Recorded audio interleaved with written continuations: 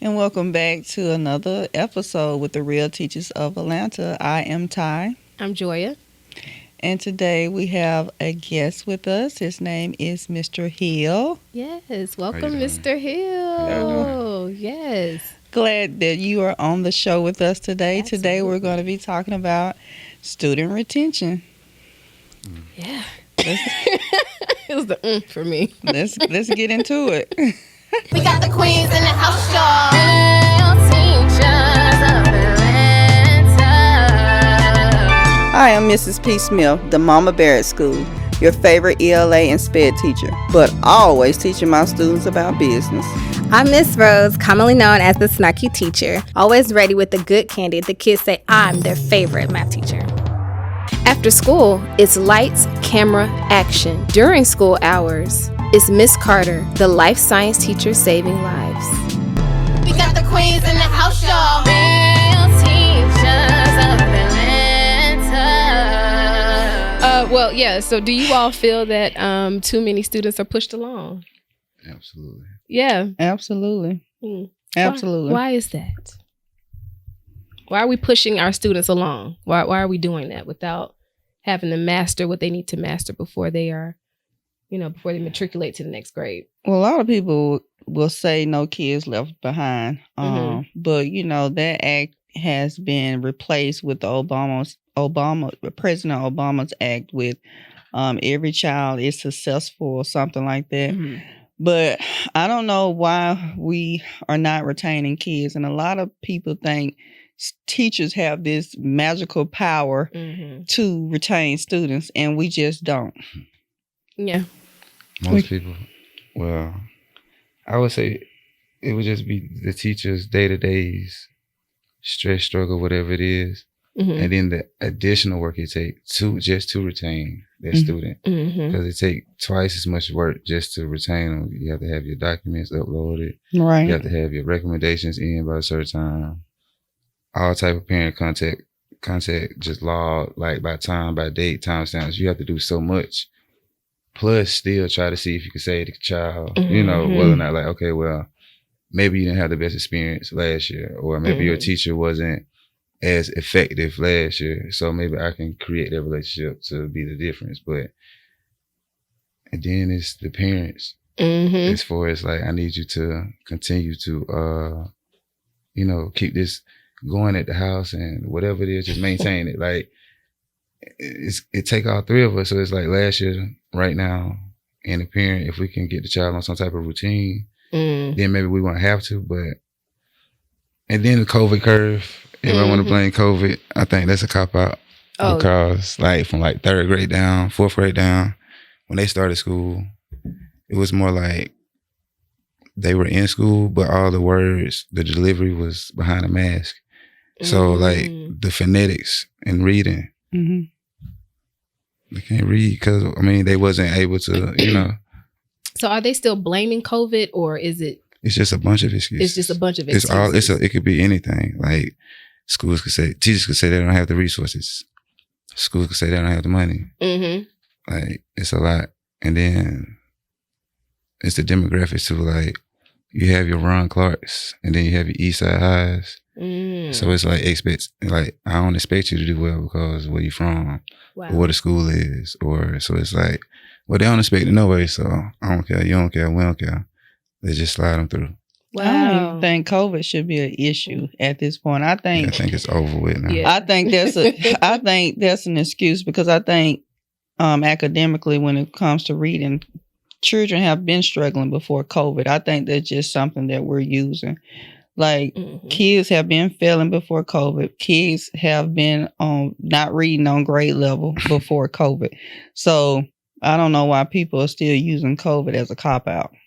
And like Mr. Hill said, it's the expectation of the school. So if you have a school that's on that side of town, a lot of people don't expect for the students to have the ability to read. Now, if you're talking about maybe a higher performing school, then okay, people are like, well, wait a minute, why are there so many students that can't read? We need to make sure that we put in the proper programming, put in the proper instructional coaches, making sure that parent involvement is top tier so that we can get these students to where they need to be, because we expect for these students to be progressive in society. Whereas these students over here, it's like, okay, well, you'll probably end up, working a low level job, not to shun the people that do work low level jobs, but this is the mentality of people who run the educational school system. And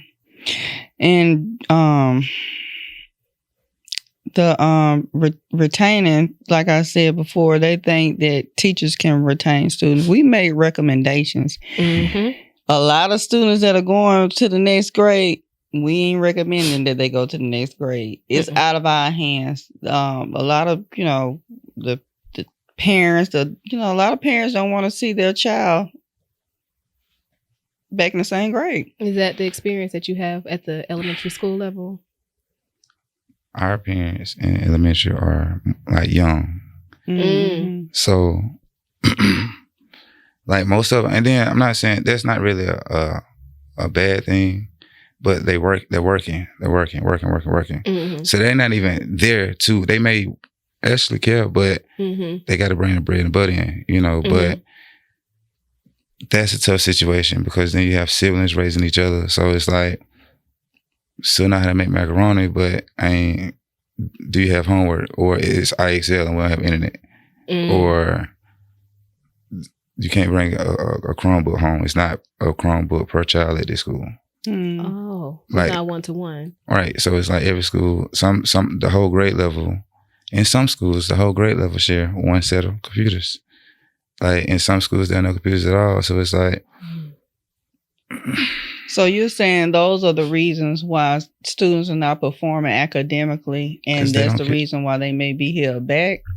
Yeah, because it's still, some of them really may care, and the parents may not be there to reinforce what the teacher and what the admin are asking of them. And it's generic, like it's organic. It's not like they don't care. It's not a neglect thing. It's a matter of they're just working. So they're not there. So whatever it is that they need, kids easily distracted, easily impressionable. They on Fortnite versus, IXL. They on YouTube versus IXL. They on their phones versus IXL. So it's like, it's just support. There's not one person that can do it by themselves, because you have a great parent who really want the best for their child because of what their availability is. And the teacher trash. You feel me? Like it's some trash teachers. Like it ain't, everybody ain't sweet. It's like, me personally, like I'm a dude, so it's a lot of stuff that go on in the room, but in the school, and I'm like low in distance. And it's like, I can't wait next year, I ain't gonna be here. Watch out. Why wait? Like, watch out. Like, no, you know how like teachers are already like mentally checked out or whatever. Oh, right. So they don't have that. There's nothing for the parent to reinforce at home. So the child doesn't have a chance to be retained or even matriculate.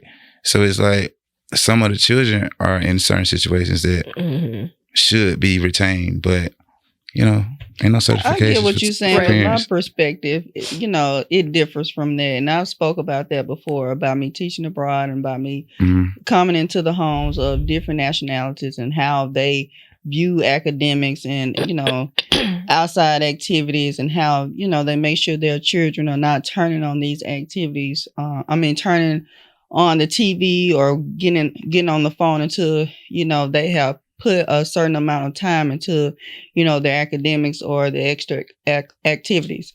I understand that. I was a single parent, so I understand the grind. But you have to make time some type of way to get down and make sure that your child is getting what they need academically. Yes, there are teachers that are not probably, in our opinion, performing how they should perform, if that's been your experience. But at the end of the day, as a parent, we shouldn't be placing our whole child teaching experience to that teacher. Like, you have some responsibility at home. But they say if you don't expect anything, you won't be disappointed. So that's how I am. It's like they already, like, the odds are against me. Like, I'm a dude in the school. I'm always gonna be the minority. And if there is another dude there, we in Atlanta, so these dudes ain't like where I'm from. You feel me? So like the odds are against me. So there's like, the kids, it's like, I never had a boy teachers. And then the parents are like, they don't have to be professional. You feel me? So, and then it's just a matter of, well, not necessarily a low expectation, but when they think of Black males in the classroom, they're mostly older. Oh, okay. You feel me? Or, so it's like, they don't expect nothing from you anyway. So that's how I feel. Like, give me the lows. Is that what they typically dump all? No, that's just how I feel. I don't know if it's true. Okay. And I'm not putting it out there, but I just feel like I got to go twice as hard. Because it's like, women, y'all naturally nourishing. And the kids going to naturally draw to y'all. Kids going to naturally be, like, that's just how society is. They're going to naturally be defensive and have a wall up and then we have to get in. But your score is too low for me to still have to fight with your BIP and your IEP. Like, not the BIP and IEP. Like, on top of that, right? Chill out, bro. You need to know how to read, bro. Like, okay, get over it. I don't know. I think students like male teachers. Yeah, what they do, but it's like they try to turn up. No, They're they try like to. For me, they try to turn up. Really? Turn up like in a like they try to like buck the system. Like they try you, or they just want to party and have fun. All the above. It's an all day circus. Like, he said it's an all day circus. Like, I have my classroom management where I get through the lessons, but I'm so focused on ELA and reading to the point where they get bored quick, so I have to brain break or positive reinforcement or just some type of transition just to restart them. But it's fun though. Like it's but you enjoy it though, right? Like I meant to do it. It was on purpose. Like I started school where I'm from. Like it's called Beulah. And I was like, me and this other boy, we was together last night. His name was Jack. We was the only two Black boys in the entire grade, yet alone class. Wow. So the experience, the stuff that we heard, like teachers calling us this and bus drivers calling us that and the other kids calling you this and that, it gave me a drive. Like, you know what I'm saying? Like they really can do this and do whatever. But then when I got to a regular school, when I started going to school with them, I still didn't do right. So I went to alternative school. But that's what that's where I first saw my Black administration. Like it was Black principals and stuff like that. We had like assistant principals that were Black men, but I think we had one in middle school, but he was green or whatever. And everybody else were coaches. So like it wasn't until I went to the alternative school to where I was like, okay, I want to teach. Because it's like, y'all have all the Black teachers at alternative school. I wonder why. Because down the street is just outside of the city limit. It's a whole nother school. You feel me? And you know what I'm saying? In every big city, there's a city limit. And outside the city limit is the country school. Alabama. It's just country. But I'm from Alabama. But the school, okay, Roll Tide. That's right. But the school was like was completely different. Like I saw a huge difference from the city schools from when I was at the county school. And there's literally one road. It's called 29. But at that point I knew I wanted to teach because like at the alternative school it was more of the SEL. Coming to school in the early 2000s, you wouldn't know SEL going on, nothing like that. But I don't think we really needed it because, I ain't gonna say needed it, but it wasn't really a void. But the retention was there. We competed like in scores in school. We always wanted the most accelerated reader points. It was different when we was going to school. It was real high school. And I think a lot of parents look at that when it comes to choosing the correct or the right school for their child. You could look at schools' retention rates. Right. Yeah. So if you've got a poor retention rate, that may not be the best school for my child to go. And so that could be another reason why we're pushing kids along, not even talking about money, because that's another ongoing debate. Is it the money? That's another ongoing debate. That's another debate. But, of course, the more kids you got coming to your school, the greater you look, the more money you get. So if if my kids are not passing, we work with APs where they've given us, like you said earlier, a bunch of different things to do to kind of deter us from retaining or recommending for that child to be retained. Looking at their milestone scores. Put a packet together. Put a whole, it's like a dissertation. It's a portfolio. And by the time you have, I don't know, for whatever reason, 20 students out of the 120 who's going to have the time to do that? So most teachers are going to do what? Push them on along. Right. They make it so that it's hard for you to recommend for a child to Well, the be teachers, retained. they ain't pushing along. When you tell the admin or your AP, your AP or what have you, that, hey, they on the bottom. Grade and on we've the done ground. everything that we can do. Grade on the Can y'all ground. do that? Can y'all give Fs? If you, Yes. I don't give anything. No, the question If is, a can we give student zero? makes Right. one, They Well, they- don't recommend that we they do. want you to put the 50 in if they ain't trying. Right. They They want want you they, to- they don't want yeah. you to put the 0 in. That's wild. Like I was like, what's the point of grading if y'all gonna tell me what I can't grade? I'm like, And the kids know it. They know they getting that 50. No, you're getting a 0 in the grade book. I wish. I put the 0 in. So for you all, you can't. That's not recommended. Y'all That's can't not put best 0 in? practices. right, I mean, right. Like you have to. How do you say it? You have to see your discrepancies on first. before you put this, although the child didn't Right. put. It's a process. The Before you child- can wait. justify it. So the child didn't turn in the work. Right, and it's a 0. You and I gotta got another justify. assignment. Yeah, it's different. And so though. when you That is send that wild. discrepancy home, when you let the parent know that your Mhm. child didn't turn the work in, what the parent do? they not there. That's That's the point. Like, I don't expect nothing from my parents. they not responding, right? And because No, they, like unless- you said, they, But they'll wait till the third week left. Maybe I'm gonna give them the benefit of a doubt for the third week. Now I ain't want to say second week because that's what happened. They'll wait till we get ready to go out for Christmas break. And what can we do for little Johnny? Because little Johnny don't want my baby no, to the, fail. the counselor Let- would come around and say, "Hey, what can we put together?" Pack. I meant to cut you off. Go No, ahead. you good. Mhm. No, they respond if their child get hurt. Yeah. Immediately. They up there. What's up? What happened? It's on camera. Here you go. I wrote it down. You didn't care. But why you here? This map score is out. They just took a map score. I gotta go. Really? Bye. I ain't pressing nothing. That's But I don't crazy. have- but my problems with parents is different. It's just, it's the dudes. Like the dudes in education. It's like, you ever heard in like the medical field, they say the old eat their young. The older dudes in education, they really like are some bullies. Wow. It's hilarious to me because once they get over there, it's like, but like the interaction when I first walked in, like I ain't asked, that situation was not that big, but it was escalated more over of perception versus reality. So it's like it's different. My experience behind the door is different. Like, No, and that's why we're glad to have you on, because we want to see what other teachers' experiences are in the And what education. goes on in elementary school? Because we don't elementary talk to a fun, lot of though. elementary school teachers. Is it? Because we're middle school teachers. y'all So. some soldiers. There's too many attitudes, smells, emotions. Man. Mm-mm. So according to the DOE, right? So we take the milestone. So if a child in the third grade don't pass the reading portion, they supposedly supposed to be held back. Now I don't know how because when they get to the middle school, When we get them, right, we know they have the babies can't read. incompatible reading skills. Well, It's on the flow.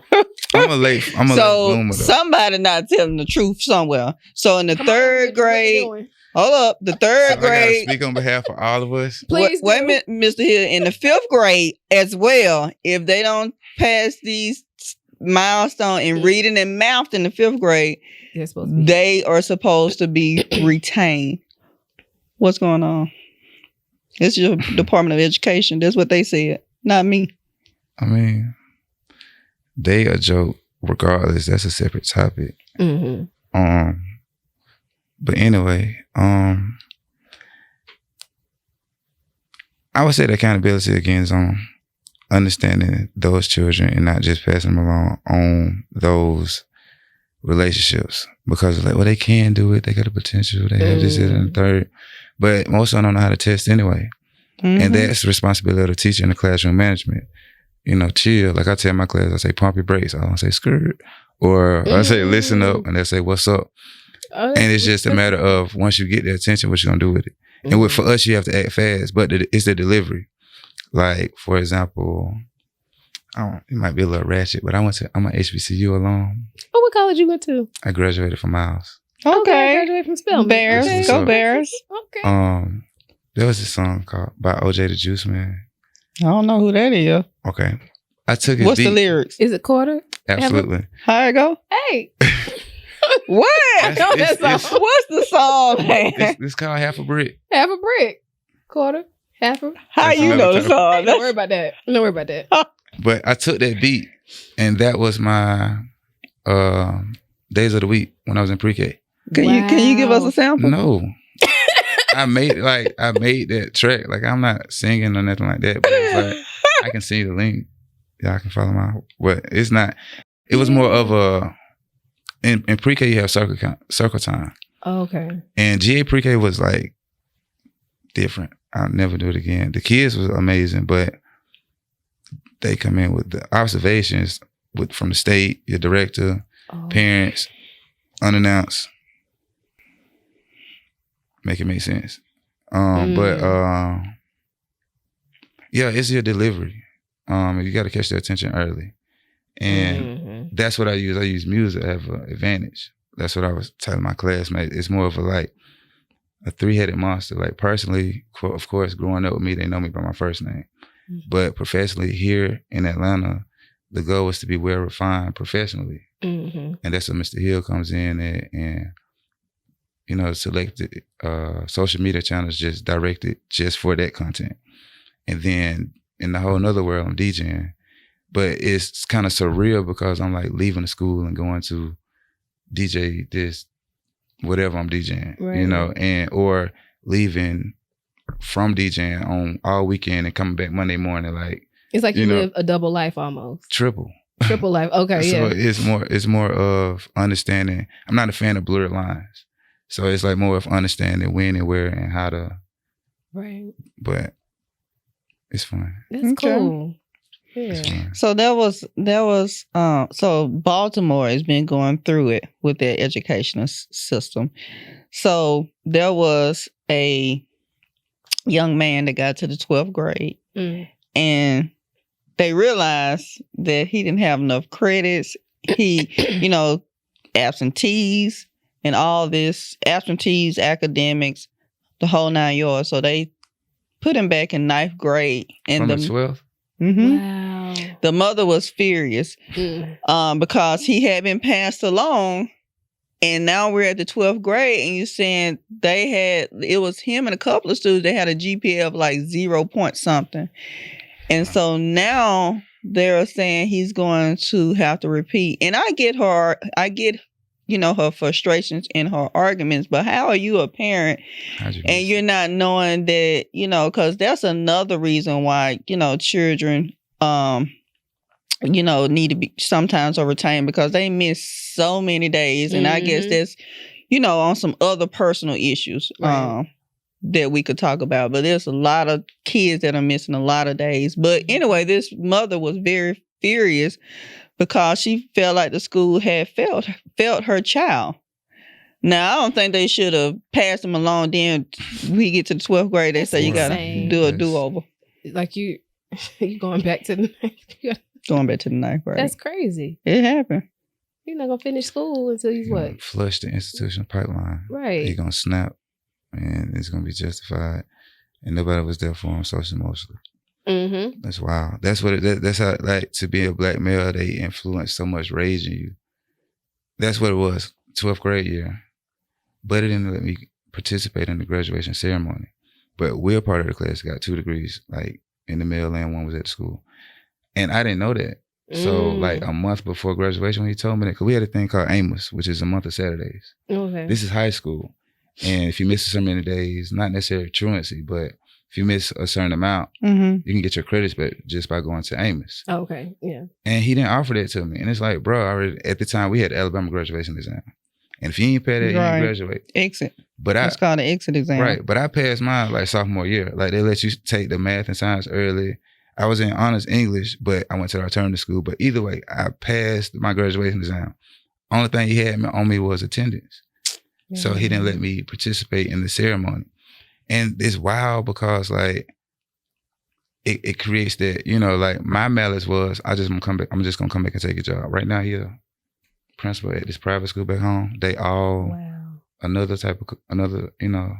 how would I say this? It's a private school. I don't want to say it's segregated, but it's like that in Alabama still, like in some parts. It's some type of academy. But the thing is, I'm going to take your job, but I'm not going to keep it. It's just the principal. Like, even there, I know I'll be like the first black man principal, or as far as admin there. Whether if I have to play the role in his administration before I become the administration. But like, everybody don't react the same. You know, but it can really blow up. Mm-hmm. You know, like I turned my bad into good. You feel me? It's like I said, representation was there. Right. So a black principal at the Brown Center, that's the alternative school. Okay. All type of black men. Oh, I ain't never seen this. I ain't never had this. But with him, not even having the support all the way to 12th grade and to go to the 9th grade. And then like the mama, it's too late. Like it's showing you too. Because you ain't catching nothing in the 9th, 11th, or the 10th. Mm-hmm. And then as far as communication, I don't know how they did that. Dojo in high school. Y'all do dojo in middle school? I didn't. I mean, I know they use it, but I never did that as a student. My check lit. My parents are hilarious.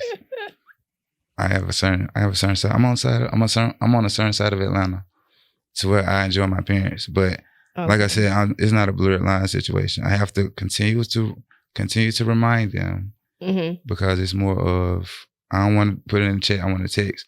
No. No, don't get excited. Yeah. Your child can't read. That ain't cute.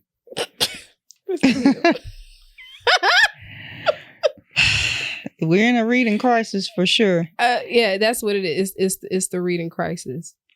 But they know ski. Was it? They know ski. They say that again. They know ski. And they know Pound Town too, don't they? They know all of that. They know it. And that's what I said. It's bad. No, at the elementary school level. Man. But they can't read. It's Some hilarious. of them can't read. Not even a sight word. Man. But can't my make thing a complete is, like, sentence. I just feel like, yeah, but. And that's what they talked about as well, week. about the social and emotional thing about a child. When they get in the 8th grade, they said if, because in the 8th grade, you can retain a child too because of the milestone, right? Man, if they fail the math and the reading. So they said if you get a child retained in like middle school, they're less likely to drop out of high school. But if you retain a child in the elementary school level, they're most likely to be successful. That's the institutional pipeline. That's the point.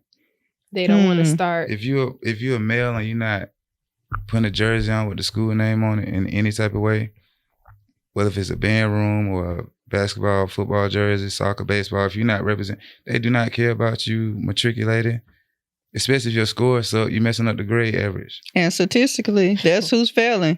A lot of these tests is, black males. Yeah. But school's not even tailored to them. I was giving my class their gifts.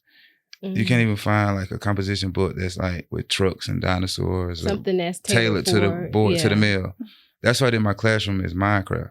And last year was like the 90s, but I try to like draw the boys in now before they get to middle school. Because middle school is like the crossroad, whether or not they're going to embrace school. Single or like, cell. By the time we get them, it's like we get them right at the cusp of, are they going to drop out, or can we push them over to, education? Do they want to become the doctor or the lawyer or the engineer?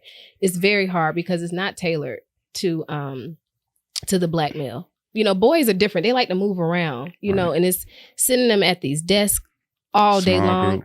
Small group. It's just not for them, and they don't care. But it's cool though. For me, that's fun though. Like, yeah, it's my girls. They are the Real Housewives of 3rd grade. Like, they got what? Like, I don't know how to, with my boys. What? Like, with my boys, I can redirect them real easy. Hey, bro, chill out. Okay. Real easy. Yeah. It's or, the girls. Tell them something, like, chill out. But mostly chill out. Or something like, man, why would you do that? Like, what was that to do? I can talk to my boys. But my girls, it's like, I'm at this big age. I'm not finna yell at an 8-year-old, 9-year-old. I'm not finna get smart with an 8-year-old, 9-year-old. And they gonna say something that's gonna be funny. So it's like, I was serious, but now you're not taking me serious and you're still doing what I didn't want you to do. So it's like, the boys is like, that's not fair. They get this. It's like, no, bro, I'm calling such and such teacher. Like, whoever, the first teacher to pass, admin, she tripping. Like, and I hate, it's not like a classroom management thing. It's just like a ethics thing. Like, you don't have time to deal with that. It's a certain side of town. I was on the other side of town. I didn't have kids like this. I read something. It makes probably no. A long time ago. Project Babies. I love it. Now see, Mr. Hill. When we got back from Thanksgiving, one on he said, No, I was at you the did. Departments all break. I said, What? They said what? He said, I was at the Departments all break. I said, that's what's up. You gotta relate. Catch them, meet them where they at. You got to meet them where they are. Bless their hearts. You have to. I have parents with, it's amazing. Like, it's an amazing experience. I'm not like I said, I'm not home anymore. Like, I'm not back in Opelika. I never taught back home though, but okay. It's just the principle. It's a different world. Like, every day is something new, and it's just amazing to me. So I don't have that burnout. Every day it's like, what's new? Like, and then I'm watching it from a distance. It's hilarious, but I feel like I said, I'm ready for the expiration date on the kids not being able to read, because ultimately we're not going to be even able to, do what we may need to do to maintain, especially with this AI stuff coming out. So it's like, even in AI, you don't have to spell everything. That's one thing that I saw. Like, you don't have to spell everything right. It doesn't have to be grammatically correct. And it's going to create something for you. So they don't know what they're creating. We don't know what type of situation we're in. And so they're not even thinking for themselves at this point. And then you have to factor in that they're closing a lot of the libraries and using them as holding facilities for behavior. So the kids, they don't have they don't have the physical book in their hand. But I wanted to say something from the elementary school level. Are you finding, or is it true that the scores from the 3rd and 4th grade, that they use the scores, or they're using the scores as a barometer of measuring how many prisons to build? Absolutely. Okay. Absolutely. I followed this guy, Dr. Steve Perry. And I met him before. That's exactly what it is. Like, the society being a black male, just not in education, but that's the point. Like, the objective is, if you want a black man to move, threaten him with the police. I'm gonna call the police. You get into it with your girl, I'm gonna call the police. Like, any type, that's the threat right now. So, of course, to instill that at an early age, they're not missing that assignment.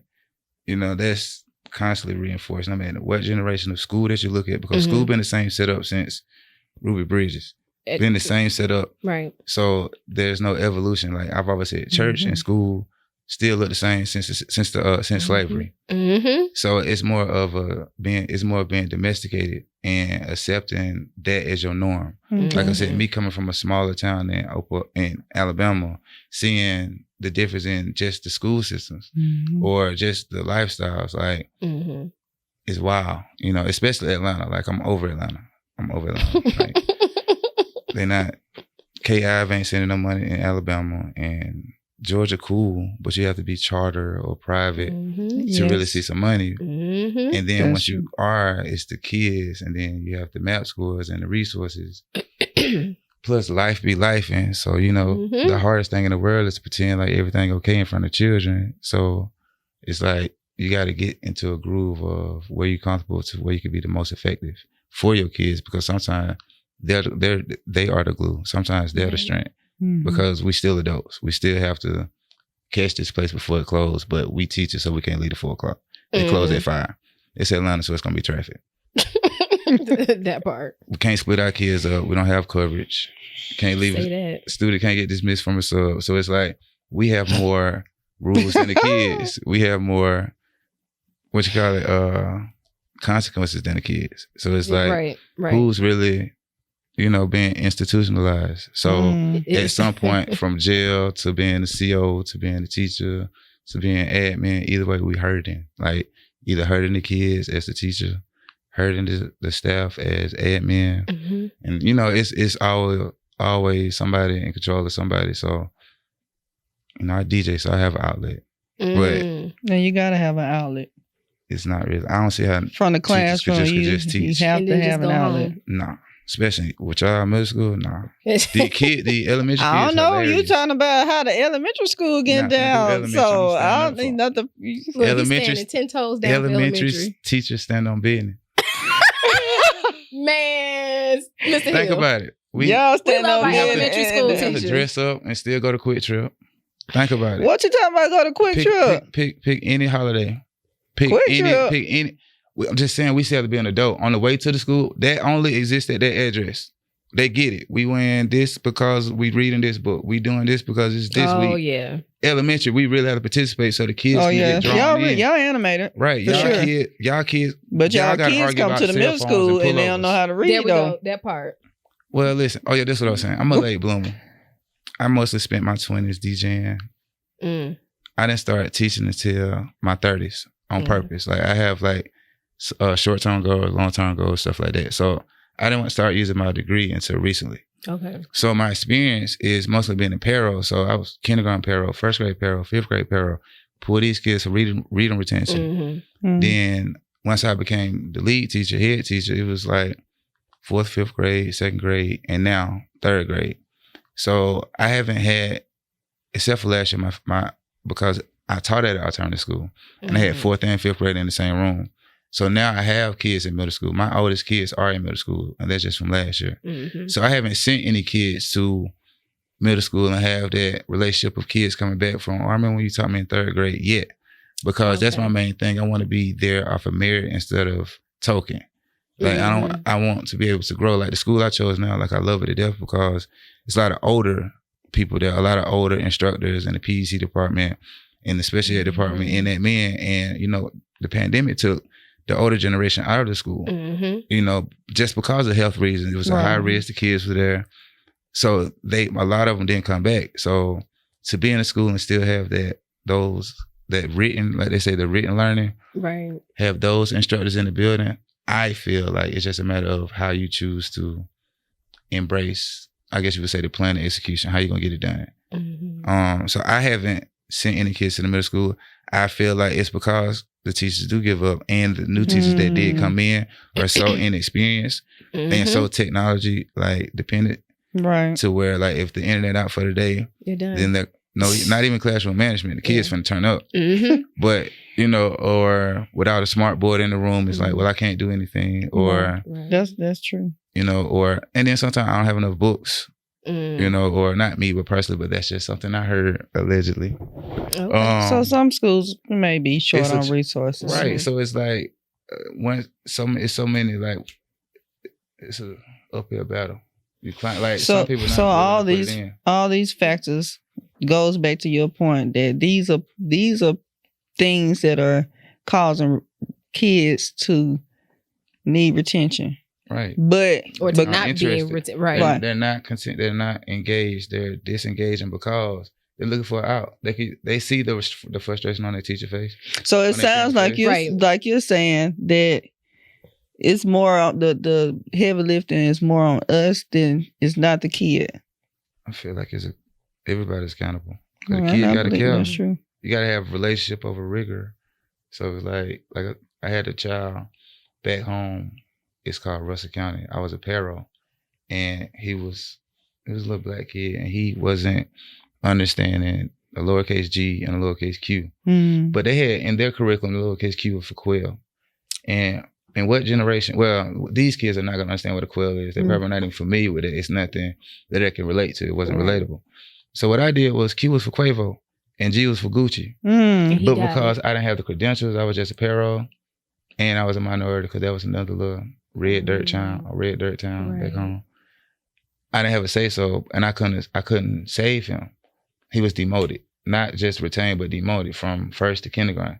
And I feel like sometimes it's like that. It's the mindset of the admin and the instructors, and they may be in cahoots. You know, some of our kids are targets. At the end of the day, like all these teachers ain't angels. Like some of these females, like real evil. And it's like, wow, you just mean that's somebody's child, or even if they're not being mean, it's like you could have said that. Like, why you let that child bring it out of you? You feel me? So it's like sometimes it's relationships. Sometimes they just give up.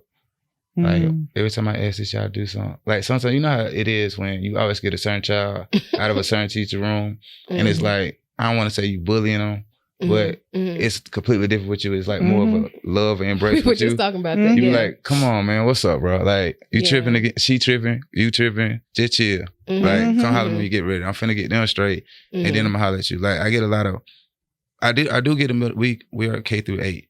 I do get a lot of middle schoolers stopping by, or whatever, but I ain't teaching them.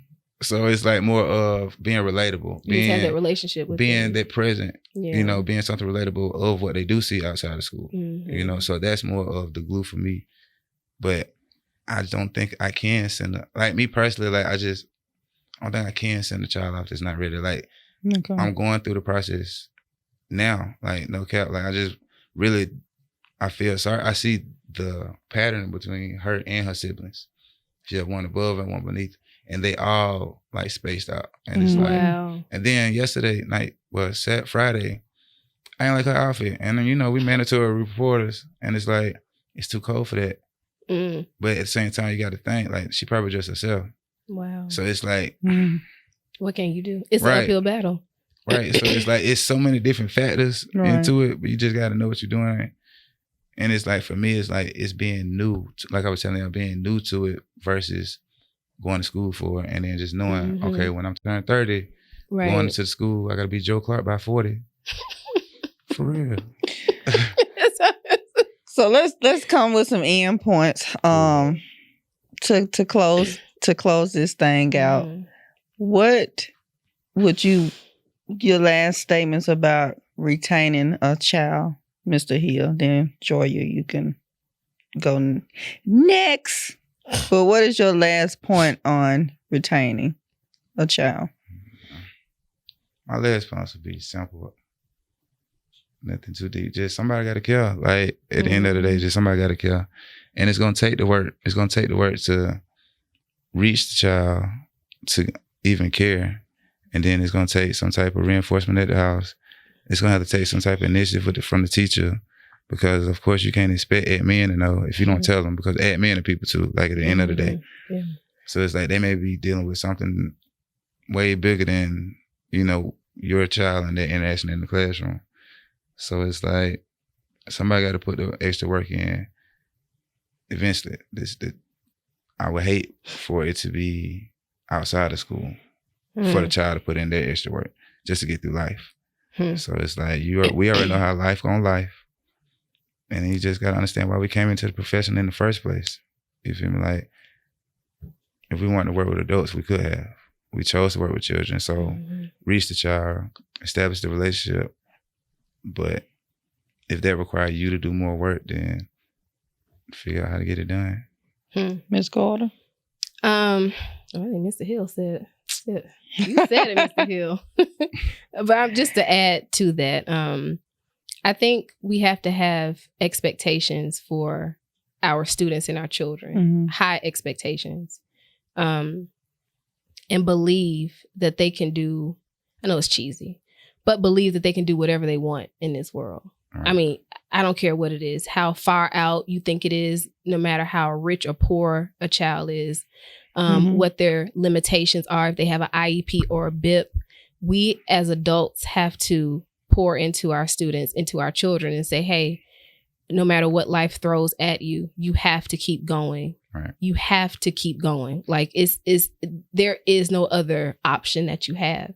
So if you have a child that can't read or struggles in math, you have to have the expectation that your child can master the skill, that they are able to be a successful person in life, and just successful in school. I think that the bar for this isn't everybody, but what I'm seeing is that the bar is so low for our students, especially our students. We don't expect them to be successful. We expect them to play ball or to do music. And I'm an artist. I'm an actress. So I get it. But everyone is not going to be a DJ or a singer or an actress. We still need people to push ethical treatment in medicine and to open up the doors for different types of treatment. And we need us in law to protect students from going from the prison to pipeline. There's so many different careers for students, but we have to expect more from them. The bar is underground. I couldn't agree. Yeah. I couldn't agree with that more. Just, reading some of the feedback in my comments, we just, as a community, we have too many excuses. I know that, everybody has a situation. Everybody has a different socioeconomic background. But at the end of the day, I do believe that we all have the ability to come in and get an education.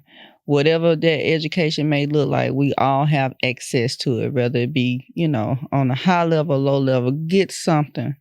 If you are a student, you have so much, you know, time in the day because I've been around great teachers. I've been around teachers trying to help students, but because of some of the students may have, you know, we know that there's, and I've been with students that have so much stuff that's going home and on at home. I've experienced those students, and I get it. You know, try your best to work with those students. You know, is meeting them where they are. I mean, we can only do so much. And I said before, I said all the time, we only have so much in a day that we can, you know, touch a child. It is not all up to the teacher, it's up to the community. And that's my little spiel. I can go on, but we don't have no time. All right. We just want to say thank you for Mr. Hill for coming on, for your insightful knowledge. Yes, I really enjoyed this. What's your DJ name? Yeah. I know it, but I want you to say it. It's DJ Daddy Duffel.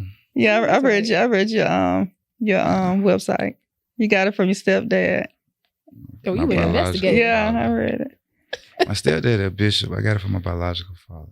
Oh, okay. You know, in the country, you know, they serious about church. I know. I'm from Alabama. I'm from Montevallo.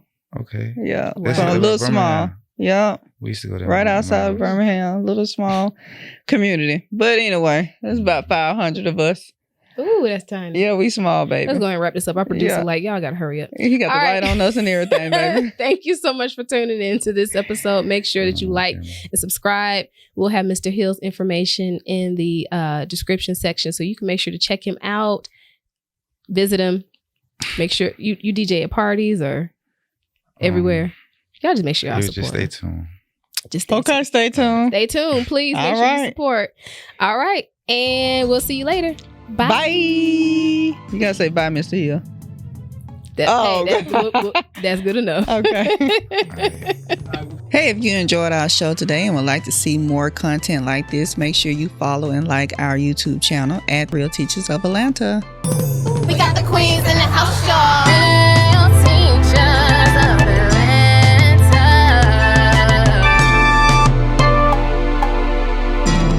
We got the queens in the house, y'all.